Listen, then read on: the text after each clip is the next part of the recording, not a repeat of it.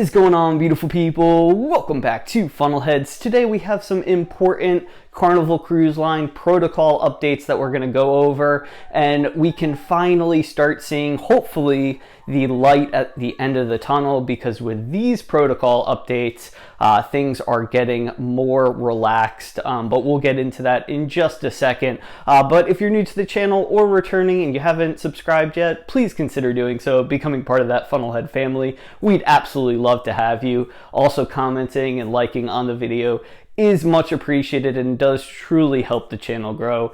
So thank you so much for doing that, but let's get right into today's video. Now we're going to start off this video with a couple of protocol updates that happened over the last week or two, and then we'll get into the newest protocol updates that pretty much happened late yesterday evening by Carnival. Now I will link, of course, Carnival's protocol Be Safe, Have Fun update in the description box if you want to read all about these updates. Of course, the Carnival website's going to be the best place for this information. Now let's start with the first policy change that happened about a week ago, and this is the documentation of recovery. So guests who are either fully vaccinated or not, but who have recovered from COVID-19 within the last 90 days or 3 months of their sailing date do not need the required pre-cruise COVID test before embarkation if they are at least 10 days past their infection, have no symptoms,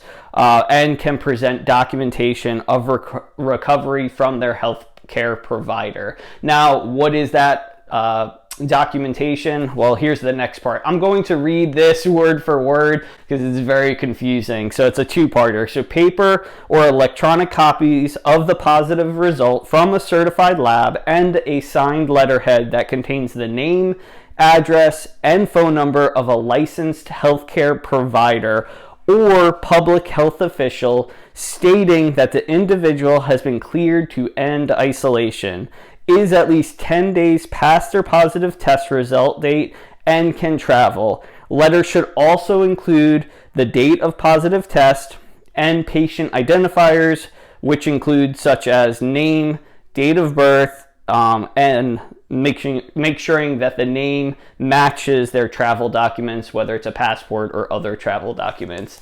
So for me, it sounds like it'd be easier just to honestly take the test, but that is an option, at least that Carnival is providing, its guests. So there you go for that.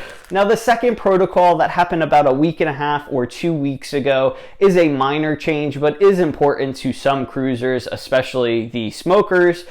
Previously, Carnival stated that there was just no smoking allowed in the casino at all at one point, and now you can actively smoke, or you can smoke while actively seated and playing in the casino. All right, so now we're going to get into the most up-to-date protocol changes for Carnival Cruise Lines, and the first one takes place on March the 1st of this year, 2022, and guests who are up to date with their vaccines, for example, either having the 1-dose shot or the 2 doses and having the first booster shot, can actually now take their test within 3 days of their sailing date. So this changed from 2 days to 3 days, so making it a little bit easier to get those tests done and the results done before your cruise. A little bit less stress, the day prior to the cruise.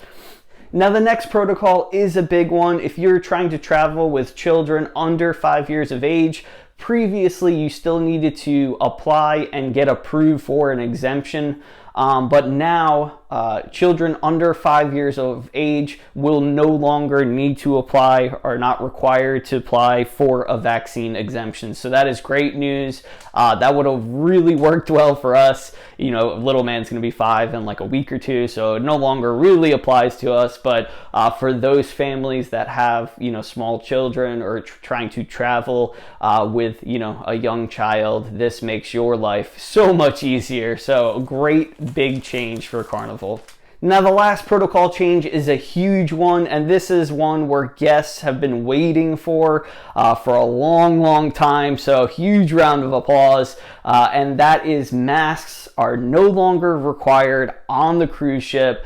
They are highly recommended still, but they are no longer required.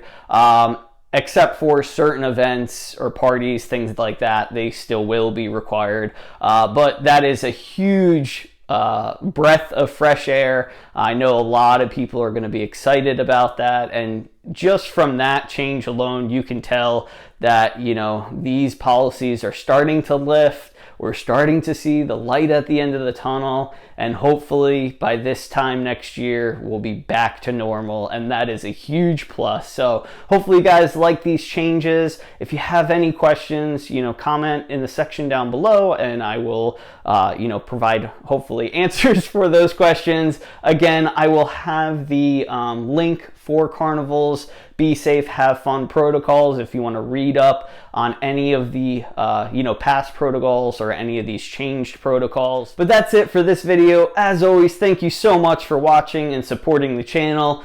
Hopefully I'll see you right back here in the next video or on a cruise ship one day. Catch you later.